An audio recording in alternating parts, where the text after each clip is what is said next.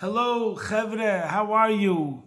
I hope you're all gesund, stark, und freilich, begashmis und beruchnis. Healthy, strong, and happy physically and spiritually. May Hashem help it that all those that need it for Shalema should receive one now, and that the Mashgefa should stop immediately. We mentioned yesterday, what the Alter Rebbe mentions, that from Rosh Chodesh Sivan onward, Moshe Rabbeinu began preparing the Bnei Yisrael for Matan Torah.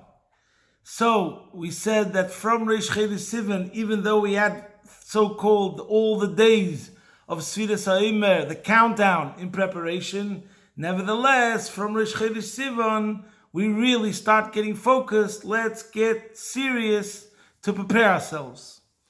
So there's a Lashon Harav, that the Rebbe would mention almost to everyone in all letters at any time. I would say probably from after Rosh Chodesh Sivan in particular, where the Rebbe would wish the blessing for the Yom Tiv was לקבלת התורה בשמחה ובפנימיות. We should absorb, receive the Torah joyously and inwardly. So before we explain this in a possible way, we'll start with a pasuk from the Rebbe's new kapitel, and that is pasuk Kuf Samach Tes, and the pasuk says, "Tikrav rinosi l'fanecha adinoi kidvorcho havineini," which could be translated, "My prayer should come close before Hashem, and according to your word, grant me understanding." So David HaMelech is praying to come to the true, proper understanding of Torah. And as a matter of fact, the Gemara says concerning David HaMelech, v'havaya imay, Hashem was with him, halacha kimaysay. He was the one who accurately came to the correct conclusions in halacha. But the truth is, the pasuk doesn't say a word that's for prayer alone. It says tikrav rinosi, which can be translated as, "May my song come close before you," which emphasizes an idea of Simcha, song, which means not only a prayer, but a prayer which is imbued, saturated with happiness. So let's talk about לקבלת התורה בשמחה ובפנימיות.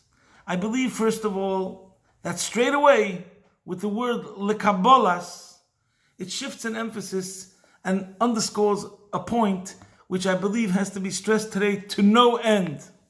And that is the concept of individual responsibility. There's Matan Torah, that's an act of God, the giving of the Torah. But then there's Kabbalas HaTorah, receiving the Torah, an act of man. How do we receive it? How are we taking it? How are we listening? How are we absorbing it?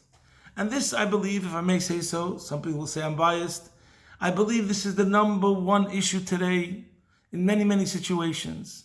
We have to begin to each as an individual, me, I, take responsibility that I have to do the right thing because I took responsibility to do the right thing. Why does a Lubavitcher Chassid say Tilim Shavuos Mevorchim? Because that's what a Lubavitcher does.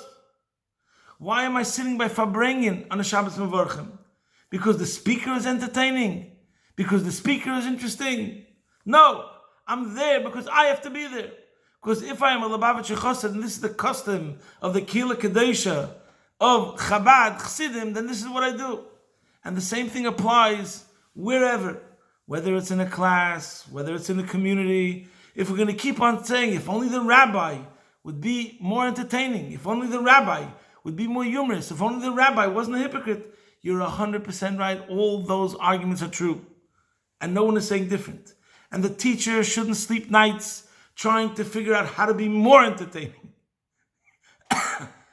And the teacher shouldn't sleep nights how to figure out to be more empathetic and to show more care and concern to the students. But in general, we have to look at it that it's two ways. Hashem married us. It wasn't only about Matan Torah. When it comes to Shavuos, we speak about Kabbalas HaTorah. We know what the Eibishter is going to do. Question is what you're going to do. Are you going to be there? Are you going to try to press record properly? Are you going to make yourself a prime vehicle and an instrument to be able to absorb what more of what is being given to you and to appreciate and cherish it and act accordingly. So this is the first thing, the first message, the number one lesson that we have to take before Shavuos is to think, לקבלת התורה. How am I preparing myself to this unbelievable, fantastical, no words can explain experience of Matan Torah? And then we say, לקבלת התורה, בשמחה ובפנימיות. We spoke already many times in previous lessons about the idea of Simcha. Simcha is not only a detail, and we've spoken about this also other times. There's two ways to look at the idea of Ivdu as Hashem b'simcha, to serve Hashem b'simcha. You could look at it one way and say it's a means to an end. The main thing is the mitzvah, put on tefillin. The main thing is to put on tefillin, whether you're doing it b'simcha or not. The Eibishter gave us something called simcha, joy, that if you will press the joy button, then you're putting on simcha, then you're putting on tefillin, to be done in the best way possible. So if you look at it that way, the joy is just a means to an end. Simcha shel mitzvah, the main thing is the mitzvah. In order that the mitzvah should be prime, top level, sterling mitzvah, we have simcha. But the truth is, Chassidus does not look at it that way. Simcha is an ikr. Simcha is an end in itself, of course connected to God, but it's the idea that there's a general mindset, a general aura in the person, a general well-being that comes to the fact that the Eibishter chose me. I'm a Jew. I'm connected 24/7. Not only b'derech pa'ula, because I'm doing something, I'm doing a mitzvah, but because who am I? What am I? Ayid. Ata v'chatonu mikol ha'amim. Ahavta esanu.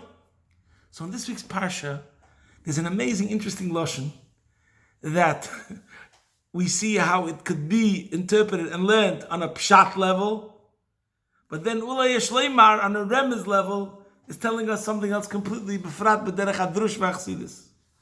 Rashi talks about the Levium. The pasuk is talking about the Levium. That's kapitel Dalid, pasuk Mem Zayin, and it talks about their avodah.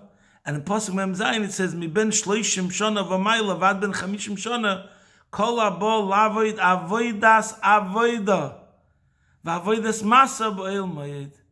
Everyone who comes to perform service of a service. What's avodas avoda? It's a very unusual word. So Rashi comes along and Rashi says, what is avodas avoda? Service of a service. Hu hashir.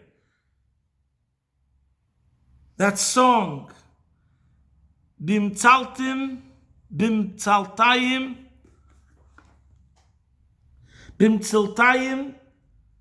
v'chinoides, with cymbals and harps.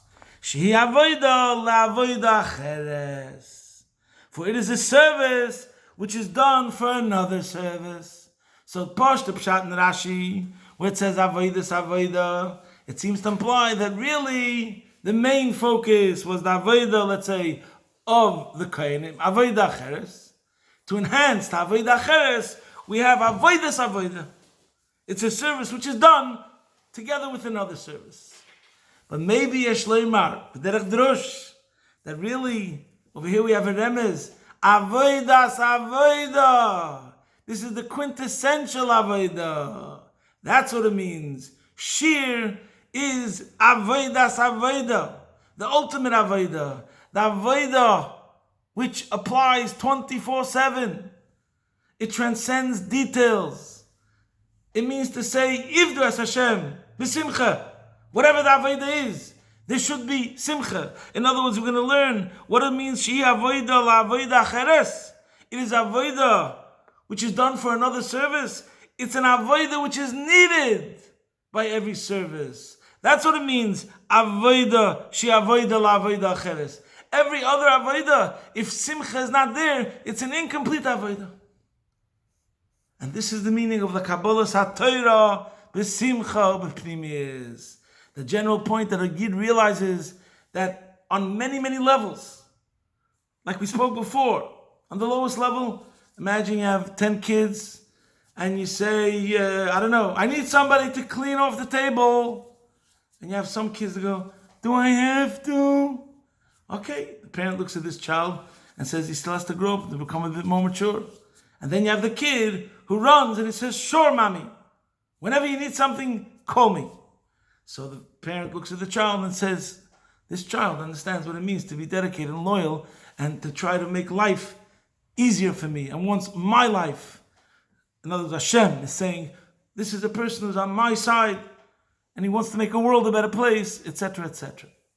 So, number one, throughout Simcha, that shows in general, like in contrast, do I have to or not? In other words, if somebody appears before the king and he has a frown on his face, you rang, you called, as if you have something better to do, or you ask the king, so how long is this going to last? When you call him over, so you can imagine what that represents.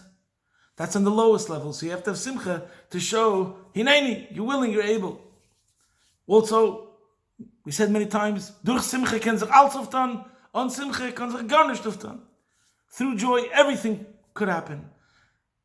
Joy means all systems go, go, go. You're open for new ideas, open for growth. You're in a good place. When you're in a good place, then you could accomplish on highest levels.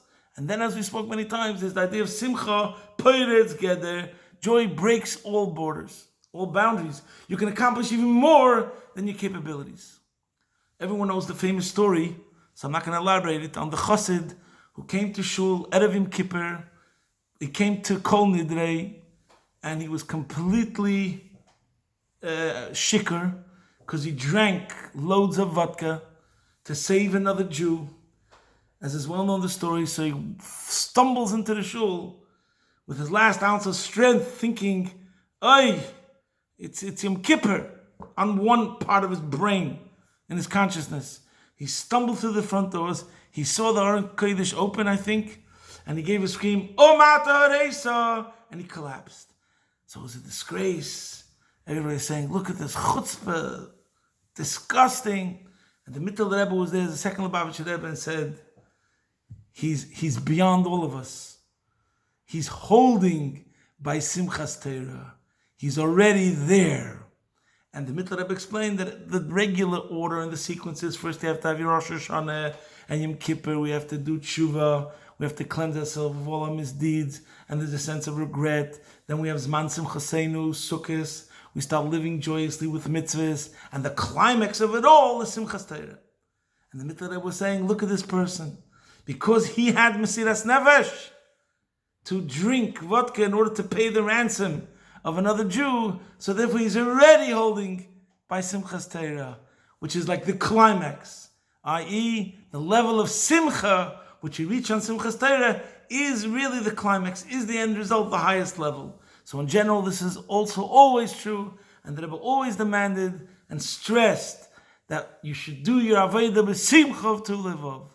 לקבלת התורה חדשה בשמחה ובפנימיות. Posting from my home, Hashem Yisbarach, your man in Melbourne.